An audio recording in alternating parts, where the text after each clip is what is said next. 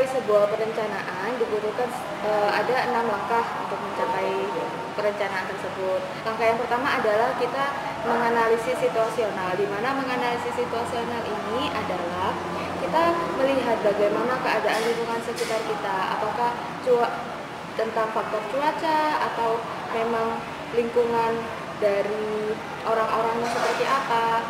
Nah, di sini saya mengambil contoh di lingkungan Surabaya. Surabaya ini kan cuacanya sedang panas, terik sekali. Nah, hal yang akan saya lakukan adalah saya menjual sesuatu yang bisa menyegarkan tenggorokan untuk masyarakat yang di jalan kepanasan gitu. Jadi saya memilih untuk usaha minuman. Nah, langkah yang kedua adalah tujuan dan rencana alternatif. Di sini alternatifnya itu adalah apakah saya ingin memilih jualan es krim atau es buah atau minuman-minuman yang lainnya yang menyegarkan. Kemudian untuk rencana yang ketiga adalah mengevaluasi tujuan dan rencana. Nah, dari pilihan alternatif yang saya sebutkan tadi, saya akan mengevaluasi manakah yang lebih tepat untuk saya pilih dan sekiranya nanti yang akan banyak diminati oleh masyarakat. Nah, lalu selanjutnya yang keempat adalah pemilihan tujuan dan rencana. Jadi kita akan memilih tujuan yang kita sudah planning sebelumnya, apakah kita menjual es buah atau es krim. Lalu yang kelima adalah implementasi. Nah, di sini adalah sesi untuk kita mencoba menjual secara langsung di lingkungan kita. Apakah itu sangat berhasil atau tidaknya itu bisa terlihat di sesi ke-6 ini, yaitu pemonitoran dan pengendalian. Dan di sinilah kita bisa melihat apakah penjualan kita berhasil atau tidaknya, dan jika tidak berhasil atau kurang mengesan atau kurang menguntungkan, kita juga bisa mencoba dengan rencana-rencana kita yang sebelumnya, yaitu yang seperti menjual es buah atau yang es krim itu. Sekian, terima kasih.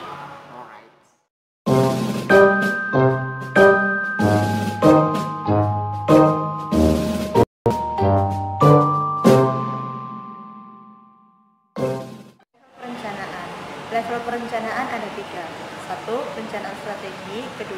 Perencanaan praktis, dan 3. Perencanaan operasional.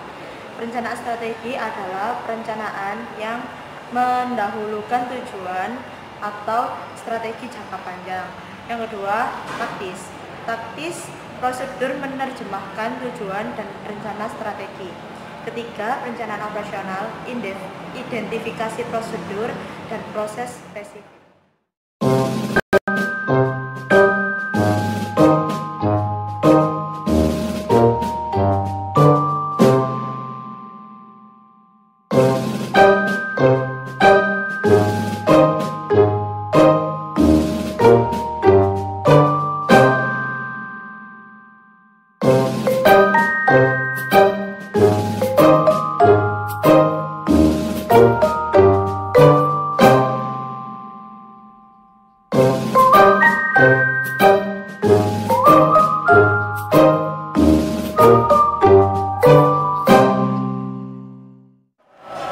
Menurut saya, menentukan visi, misi, dan tujuan.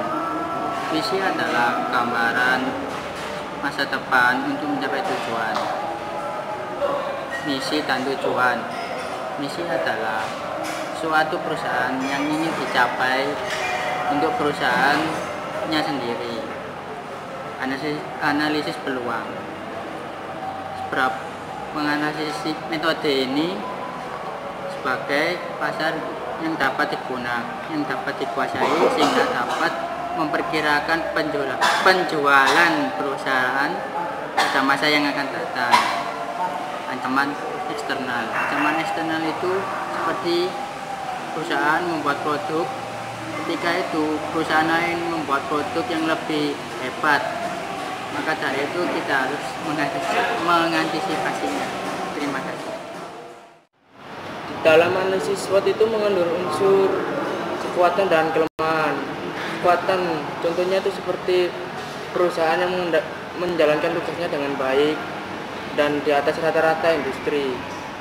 Contoh yang kedua yaitu kelemahan. Kelemahan yaitu perusahaan menjalankan tugasnya kurang sangat baik dan tepat, dan juga perusahaan tidak memiliki produksi dan sarana dan prasarananya juga. Menurut saya itu analisis SWOT itu seperti mengandalkan kekuatan, kelemahan, dan peluang ancaman dalam suatu proyek atau bisnis.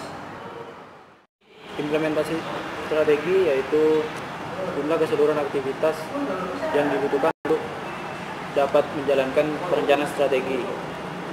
Kemudian perencanaan strategi merupakan proses dari evaluasi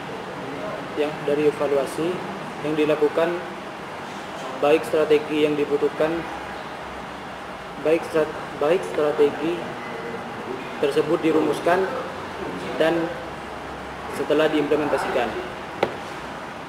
Diulang, Pak.